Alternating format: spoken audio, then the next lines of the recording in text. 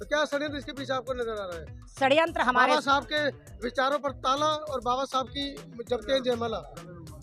गले में माला और राम में वो झुरी जो है, तो वही यहाँ कहावत भी फिट बैठती है। जी। इन लोगों ने इसका नव निर्माण तो कर दिया है, लेकिन हमारे समाज को बहुत ज्यादा तरीके से डरा के बहका के, कहीं वो कुछ दे के अपने पक्ष में करते हैं, कहीं कुछ दे के पक्ष में करते हैं। तो यहाँ बहुत सारे लोगों ने आना बंद कर दिया है। लेकिन बहुत सारे लोगों को, अगर कोई न्याय की बात करता है, कोई संविधान की बात करता है, तो ये गवर्नमेंट उसे जेल में डाल देती है। और अंतानी जी, अगर मैं आपसे कहूँ कि आपके साथ भी यही हुआ, जब आप न्याय की लड़ाई लड़ने के लिए जाते हो, ये अपने चैनल के माध्यम से, सोशल मीडिया के माध्यम से मुझे भी बाद में पता चला कि हमारे भाई अंतानी जी को जेल में डाल दिया गया। आखिर क्या पाप था आपका? आखिर क्या जुल्म किया था आपने? क्या आप न्याय की आवाज उठाते हो, लोगों तक, जन जन तक आप ये बात पहुंचाते हो, इसलिए आपके ऊपर भी कार्रवाई की गई और 23 दिनों तक हमारे भाई जी को जेल में अंदर बंद रखा गया, ताकि कोई रिपोर्टर ना बन सके, ताकि इस समाज तक कोई न्यूज ना पहुंच सके। लेकिन ये इनके गलतफहमी है। मैं भी वही कह रही हूँ, लेकिन ये उन लोगों की गलतफहमी है। वो हमें थोड़े दिन तक कहीं पर भी जेल में डाल सकते हैं, लेकिन ये आवाज बंद नहीं होगी। ना तो अंतानी जी अपना काम करना बंद करेंगे, और ना मेरे जैसी राखी रावण और बहुत सारे जो समाज सेविका हैं या धर्म प्रचारक हैं, वो अपना काम करना बंद करेंगे। क्योंकि बाबा साहेब की एक बात हमेशा याद रखना कि यहाँ क्रांति होगी, और 21वीं सदी Baba Saheb doctor B are Ambedkar की होगी, और वो आज सत्य साबित हो रही है।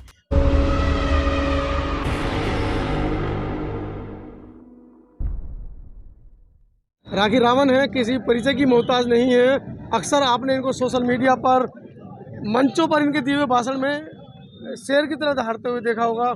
आज फिर हमें इनसे उम्मीद करेंगे कि बाबा साहब के परिनिर्वाण दिवस पर आवाज़ें उठ रही हैं इतने दिनों बाद कि बाबा साहब की हत्या की गई थी, बाबा साहब का परिनिर्वाण नहीं हुआ था। राखी जी, इस पर आपका क्या वक्तव्य है? सबसे पहले तो सभी को नमो बुद्धाय, जय भीम जी। मैं आपको भी बहुत बहुत धन्यवाद और बहुत बहुत नमन करती हूँ, मनोज अंतानी जी, कि आप बाबा साहब के मिशन में लगातार काम करते हैं। और आपने सवाल किया कि बहुत सारे सवाल उठ रहे हैं कि बाबा साहेब की हत्या हुई थी या बाबा साहेब का परिनिर्वाण हुआ था। बाबा साहेब की हत्या हुई थी या बाबा साहेब का परिनिर्वाण हुआ था, इसका खुलासा नहीं हुआ। बाबा साहेब की एक बुक है, क्या बाबा साहेब की हत्या हुई थी? सोनलाल शास्त्री जी उसके लेखक हैं, वो बुक मैंने पढ़ी है। क्योंकि बाबा साहेब शुगर के इतने ज़्यादा पेशेंट थे कि बाबा साहेब को इंसुलिन के इंजेक्शन लेने पड़ते थे, और शरीर से इतने कमज़ोर बाबा साहेब हो गए थे कि वो दूसरे के कंधे पर हाथ रखकर चलते थे। जिस दिन बाबा साहेब इस दुनिया को छोड़कर जाते हैं, हम सबको छोड़कर जाते हैं, तो उससे 2 दिन पहले से ही बाबा साहेब की तबीयत बहुत ढीली चल रही थी। और कहा जाता है, या मैंने पढ़ा भी है, कि उस दिन माता सविता अम्बेडकर जी और उनके साथ जो डॉक्टर थे मावलंकर जी, वो शॉपिंग करने के लिए गए। बाबा साहिब की तबीयत ठीक नहीं थी। जैसे ही वो आती हैं, बाबा साहिब गुस्से में होते हैं। बाबा साहेब गुस्से में होते हैं तो हो सकता है बाबा साहेब शुगर के पेशेंट थे, उनकी शुगर बढ़ी हो या घटी हो, क्योंकि बहुत ज़्यादा गुस्सा आया, या बीपी भी हो सकता है, पता नहीं क्या हुआ। जब बाबा साहेब रात को 8 बजे तक ठीक थे, और 8 बजे भी जैन संप्रदाय के कुछ लोग बाबा साहेब से मिलने के लिए आने वाले थे कि बाबा साहेब आपको कल हमारे समारोह में आना है, हमने आपको अतिथि के रूप में, वक्ता के रूप में वहाँ बुलाया है। बाबा साहेब ने पहले तो उन्हें मना किया कि मेरा स्वास्थ्य ठीक नहीं है, लेकिन उनकी विशेष प्रार्थना पर बाबा साहेब ने उनके इनविटेशन को स्वीकार किया और उन लोगों से बात की कि मैं जरा भी ठीक हुआ, मेरा स्वास्थ्य थोड़ा भी ठीक हुआ, तो मैं ज़रूर कल आपके वहाँ पहुँचूँगा। और उन्होंने अपने सेवक नानक चंद्र रत्तू जी से भी कहा कि कल सुबह हमें वहाँ चलना है, और बहुत सारी मीटिंग कल के लिए उन्होंने की, बहुत सारे लेटर हमें भेजने हैं, और उन्होंने कहा कि मेरे पास ये भगवान बुद्ध और उनका धम्म रखो। तो बाबा साहेब रात को किस समय हमें छोड़कर इस दुनिया से चले जाते हैं, इसका खुलासा नहीं हुआ। जब बाबा साहेब के चाहने वालों ने ये डिमांड की, जब 6 दिसंबर की सुबह बाबा साहेब को मृत पाया गया, तो हमारे बहुजन समाज ने अपने आप को देखा कि हम अनाथ हो गए हैं, लोगों से रहा नहीं गया, और उन्होंने कहा कि हम बाबा साहेब की बॉडी का पोस्टमार्टम कराएंगे कि बाबा साहेब की हत्या हुई है या बाबा साहेब अपने आप इस दुनिया से गए हैं। तो जो नानक चंद्र रत्तू जी थे, सोनलाल शास्त्री थे, बड़े बड़े नेता थे, उन सभी ने एक अपील इस समाज से की कि अगर बाबा साहेब की बॉडी का पोस्टमार्टम हुआ और बाय चांस अगर कुछ ऐसा बॉडी में आ गया तो इस देश के अंदर तबाही आ जाएगी। जितने भी बाबा साहेब के फॉलोवर हैं वो उन मनुवादी लोगों को जिंदा नहीं छोड़ेंगे। और बाबा साहेब ने अपने जीते जी कभी ये नहीं चाहा कि ये देश तबाह हो, मेरा बहुजन समाज तबाह हो। इसलिए लोगों के विशेष आग्रह पर बॉडी का पोस्टमार्टम नहीं कराया गया। लेकिन फिर भी शुगर की डोज, इतनी इंसुलिन जब लिया जाता है, अगर उसकी जरा सी भी डोज कम रह जाए या जरा सी भी डोज बढ़ जाए तो आदमी की मृत्यु हो सकती है। तो मैं यही कहूँगी कि हो सकता है बाबा साहेब की आकस्मिक मृत्यु हुई हो। लोगों का दबी जबान में ये भी कहना है कि सविता अंबेडकर को मावलंकर ने प्रोजेक्ट वहां पर किया था।